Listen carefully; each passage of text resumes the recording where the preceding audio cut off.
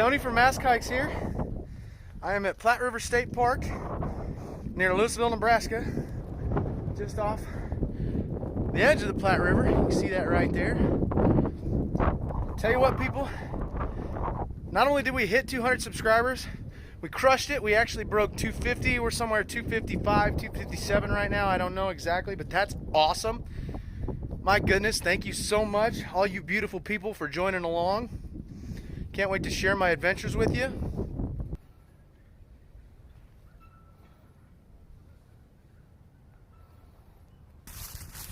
Not going to be doing a whole lot of trail vid here today, just because I've already got several videos from out here.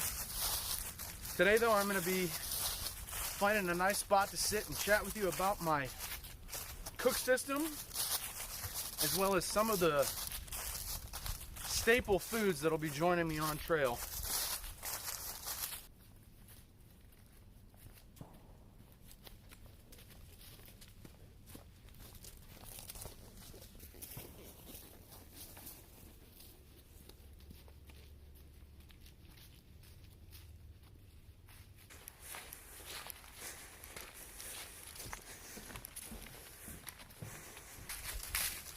Well, I'm still a ways from my shooting location, but I found a new section of trail that, believe it or not, after all the years I've been hiking here, I never found.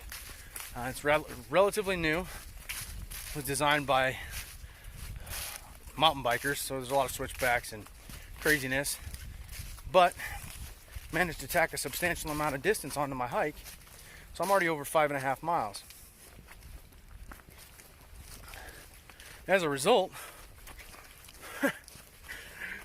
the chewy granola bar and the banana I ate this morning for breakfast are not cutting it. So I'm going to have to go ahead and break into my snack stash, and I wanted to just share something with you.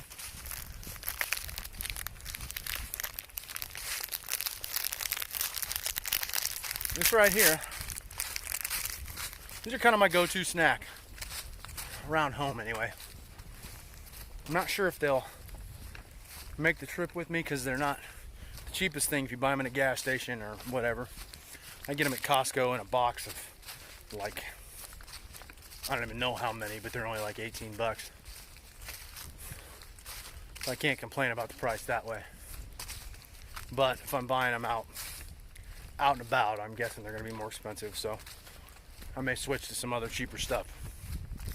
But for now, I'm going to enjoy this Cliff Bar and keep hiking and hopefully not fall. Talk to you in a bit.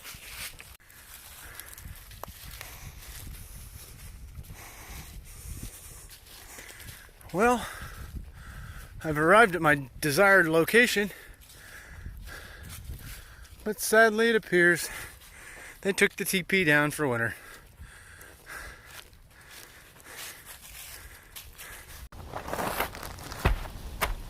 Okay, so let's talk about food and cook systems. I'm not doing a whole lot different than most of my other classmates. I do keep a micro fleece towel with me. It's relatively light, decent size. Can use it for just about anything. It's kind of my all-purpose rag. If I fool around in a lake or something like that, I could dry off with it if I really needed to. I can use it for dishes. I can use it to wipe sweat.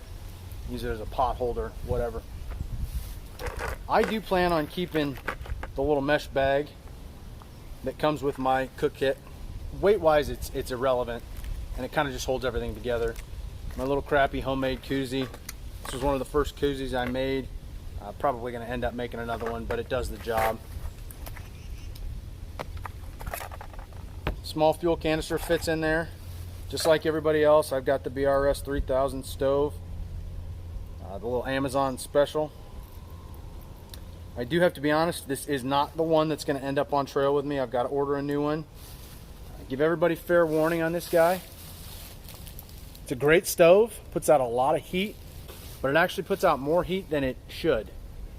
And because it's such a light metal, it's titanium or whatever it is, it will actually melt itself and heat up the metal enough that it misshapes itself. And if you can see on this one prong right here, it actually is bent down now from the weight of my pot sitting on top of it when it overheated. So I've got to order a new one. Not a big deal. Still going to stick with it. Love the stove. That was operator error. I had the heat up too high. Works great. Trusty Bic lighter. Only major difference between myself and most of my classmates is everybody else seems to be going with the 750 milliliter pot. And I originally opted for a 900. This is a Toaks Titanium 900 milliliter. Great product, great brand. I've got it set up so that my cozy sleeves right over, my handles still stick out. Just like all the other pots, if you flip your little lid up and slide it over, then the handle sticks up. Great system. Been very pleased with it. Normally this would all be contained in here. I had this out because I washed it after my last backpacking trip. Normally it would just tuck right in there. Container goes in there. Fuel canister. Pot goes, or stove goes on the side. Bic goes on the side. Lid goes right on top. Goes in the cozy. Cozy pot lid goes on there. There it goes right in the bag. Full storage. That's all the more space it takes up in my pack. It sits right on top. As far as food goes, well, I kind of already showed you one of my go-to snacks. I love the Cliff Bars. I'll be honest, Cliff Bars are about 250 calories, and the average calorie consumption for a thru hiker is about 5,000 calories a day. So I probably will end up switching from the Cliff Bars just because of price and purely calorie count, and end up going with something like a Snickers bar or something like that. It's going to give me more calories at a cheaper price. So I am using a ZPacks food bag. Thing I like about it is it comes complete with a little rock bag, rope, and a little carabiner to use it all as a bear bag, a hang bag system.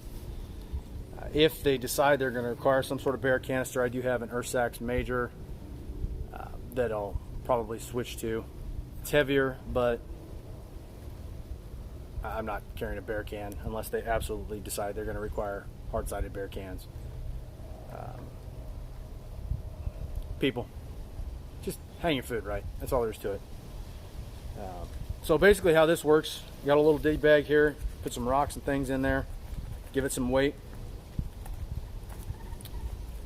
cinch it shut, and then clip it to your rope here.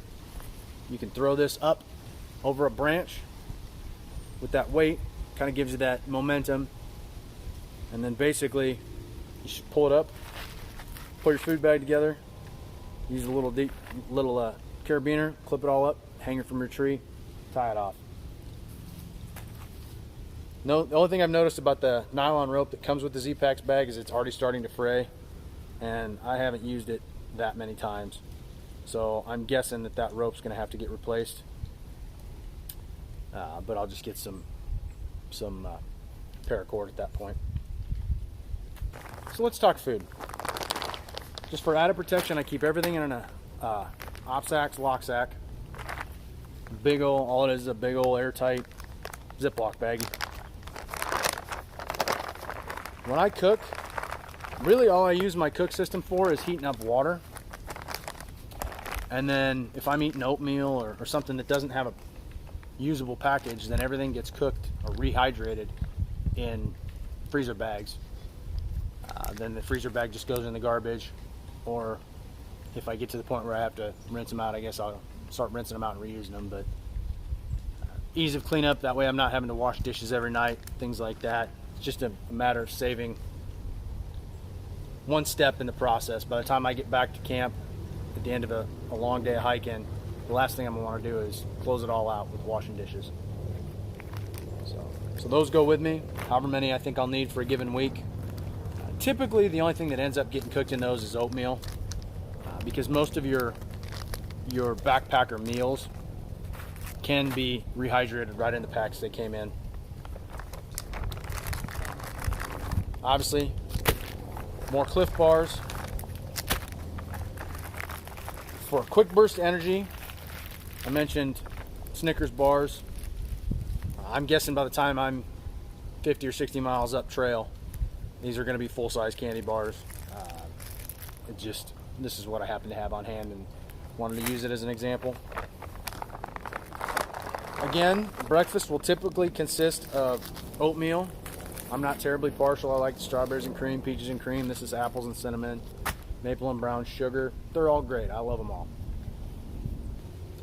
I may ultimately, if I decide I'm going to do a couple more resupply boxes, actually go to Costco and buy the bulk instant oatmeal and just prepackage these Ziploc bags with the instant oatmeal, which will, in the end, get rid of even one more piece of garbage and one more piece of weight in the paper for the oatmeal packets. The only downside is I have to spend time before I get to the trail prepping food bags. Not a big deal, and I'm sure I will do that for some because I will have some shipments sent to me, but I'm not going to resupply everything through boxes. I'm going to do a lot of resupply in town, I'm sure. As far as backpacker meals go, I'm not terribly particular.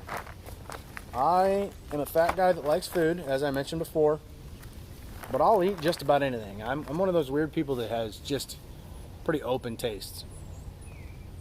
So trying to survive on stuff, on backpacker food, lightweight backpacker food, for me is really not a difficult task. Really, it's going to come down to calories. There's a few tricks that people do as far as trying to consume calories. They'll take pepperoni. You can get that pepperoni that's in the package. It doesn't have to be refrigerated. Nutella, peanut butter, olive oil. These are all things that I'm going to have to play out on trail to figure out what's going to work for me. I've never done any of that before. It's really just going to come down to if I start losing weight and I have to compensate somehow, I'll figure it out at that point. But for me, there's always the old standby, the backpackers pantry meals, mountain house meals. Some of these are good, some of these are not good. There's one particular brand, if you've watched a couple of my videos, I can't think of the name of it right now, Alpine Air or something like that. I can't recommend any of their food. Everything I've had from them has been nasty. Most of the backpacker pantry and mountain houses I've had have been good. The problem with these things is, this is 2 servings, so it's 500 calories. That's all that is 500 calories, and it's like $9. That's just crazy. If that's what you're going to survive on every day, I mean, that's just gourmet meals every night, and it's not even a gourmet meal. So ultimately, what a lot of backpackers end up doing is Knorr sides.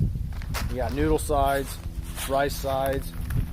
The nice thing about these is most of them can be made without milk, without butter, and still more or less palatable. They're not awful. They're not as good, as creamy, whatever as they would be if you had that extra dairy, but they're still edible. The whole package, just under 500 calories, depending on which one you get. This noodle one's actually closer to 600 calories. And compared to this 500 calories at $9, typically these are $1 to $1.25 a piece. Again, just like these backpackers pantries, these can be cooked right in the package. You just boil your water, throw it in there, let it heat up for 10 minutes, however long it takes. Boom, you're eating supper. A little bit of added calories. Instant mashed potatoes, they're great. They can add a little bit of character to your meal. I've heard of people that actually just add them directly into their Knorr sides. I've never done that. I've always just eaten them independently. But again, typically $1 for a pack, and there's 300 or 400 calories in, 400 to 500 calories in some of these. So it's easy calories, it's cheap, it's a good way to survive, and yeah, I mean, it's just easy calories. As far as lunches go, obviously this is going to be mostly supper, oatmeal. I'll probably take some Pop-Tarts, things like that. As I get going, I'll pick those up. As far as lunch goes, I've got my old standby tuna creations. I'm a sick individual. I love these things. Once I'm on trail, I'll probably take a package of tortillas with me. It just gives it a little bit more character adds a little bit to the meal. I typically don't keep them in my pack though, because I don't use them fast enough, so they would end up going stale. As far as how do I eat it all with, at the moment I have a Sea to Summit Alpha Light spork. The only reason I'm using my spork is because somewhere on the Colorado Trail I lost my spoon. Very sad. I don't like the spork. I love my spoon. I will be, when I order my new BRS, getting a smooth bowl spoon from Toaks Titanium as well, because the spork gotta go. Yeah, so that's really what it comes down to as far as primary staples of food and what's going to get me by for 4.5, 5 months on the Appalachian Trail. I'm sure that as I get out there and things start getting revamped and I start going through different ideas and different plans and finding different things, that I'll do a food video. But at least this kind of gives you a little bit of an idea as to what's going with me and how it's going to start. Meanwhile, in Nebraska,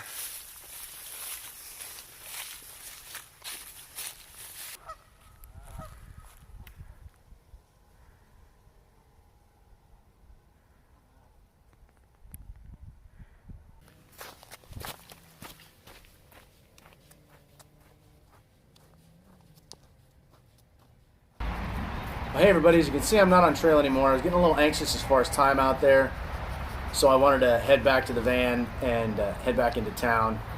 Didn't manage to get back in time to be able to sit on the back porch and at least put this back together for you and do a quick run through on how it all actually sets up. So you saw me pack it all up out there, straight from the trail. That's where I came. Come home. Normally I'd be on trail, but you know what I'm saying. Basically the way this works, fuel can. This is one of the smaller fuel cans. I can get a larger can in there, but then my lid doesn't close very well. This little guy, basically these pot mounts just flip open and lock into place. And you take your stove, it just screws right onto the end of your can. This is your fuel valve. Grab some water here. Basically, just take this, and like I said, I've got to replace this stove. I bent that one prong so my pot tilts, which is bad, but I can make it work. I just got to kind of stagger my pot off instead of centering it better. Put however much water in here. It's got markers on it. We'll do 8 ounces of water. You know, we're going to set this down so I can actually read the marker. It's got a marker inside. It's 8 ounces of water. 8 ounces of water is about the equivalent of a cup. Put that bad boy up there. Crank that gas open. You guys will see me do this in a couple other videos. Take your lighter, fire it up, and then turn your gas down just a skosh. So basically how I bent this, I was using this stove. Obviously it's a lightweight, ultralight stove designed for smaller pots, and I had it out camping with me and the kids one time. And when I go out with them, I have larger pots, and it just held too much heat. Heated up the stove, and then the weight of the pot full of water was too much and it bent it. Like I said, it was completely operator error. Nothing wrong with the stove whatsoever. Absolutely love it. For 15 bucks or whatever it is on Amazon, can't be beat. So let's go ahead and let that heat up. It usually takes about 2 to 3 minutes. As you can see, I'm already starting to get some steam, and we just fired it up. It's only a cup of water in there, but still. We got that pot lid popped up. That bad boy, I mean, what was that? Minute and a half. Cup of water already burning or boiling. I'm gonna let that boil off for a minute. Got your food bag.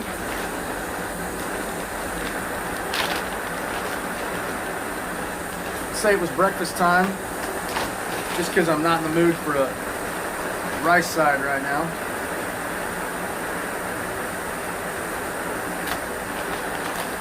So that water's already boiling. Basically what I would do,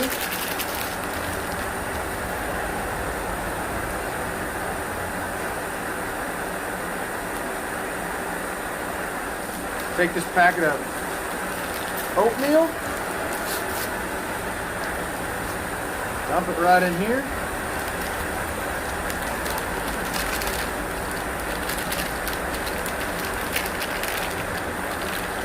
Try and get all of it.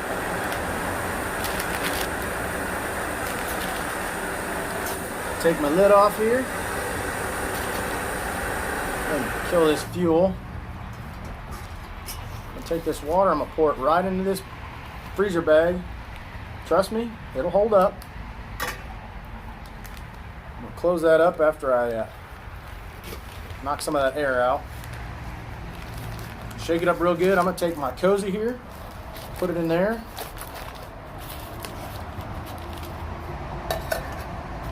Put the lid on it.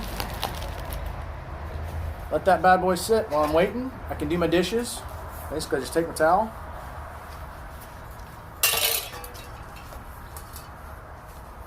Cools down pretty quick with that titanium, so that's not a big issue.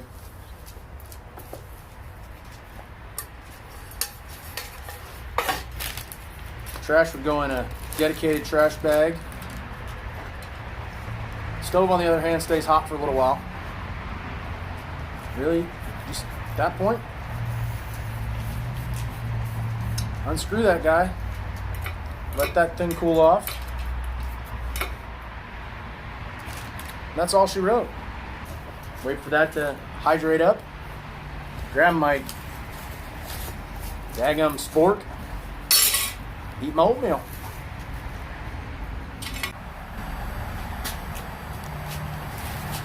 Well, let's take a gander, shall we? That's all there is to it.